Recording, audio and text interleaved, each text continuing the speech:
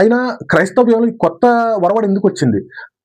మనకి దేవునికి మధ్యలో ఎవరో ఒకరు యుద్ధం చేసేవాళ్ళు ఎందుకు వస్తున్నారు? నీతి నిమిత్తము హింసించబడి వారు ధన్యులు, నా నిమిత్తము ప్రజలు మిమ్మల్ని నిందించి హింసించినప్పుడల్లా మీరు ఎలా ధన్యులని దేవుడు సాక్షాత్తు దేవుడు చెప్తే ప్రసంగంలో, ఈ రోజున క్రైస్తవ్యానికి వచ్చే ఇబ్బందిని, ప్రతి ఇబ్బందికి మేము యుద్ధం చేస్తున్నాం, మేము పోరాడుతాం, మేము క్రైస్తవ్యాన్ని ఉద్ధరించడానికి వచ్చి కొంతమంది పుట్టుకొస్తున్నారు పుట్టగొడుగులా. ఎందుకు పుట్టుకొస్తున్నారు?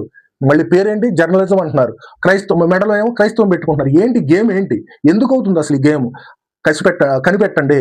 కనిపెట్టి వారిని తోడేళ్ళు అని గ్రహించండి. అంతేగాని వాళ్ళకి మీరు ఫీడింగ్ ఇస్తా, మీరు మేత వేస్తా వాళ్ళని పెంచారు అంటే వాళ్ళు అలా కారణం అవడానికి మీరే కారకులు అవుతారు. దానికి మీకు కూడా శిక్ష రాక తప్పదు. యెహెజ్కేలు గ్రంథంలో 18:30 ఏమంటున్నారంటే, మీ ప్రవర్తన బట్టి మీకు శిక్ష విధించబడును, కాబట్టి మారు మనసు పొందమంటున్నాడు.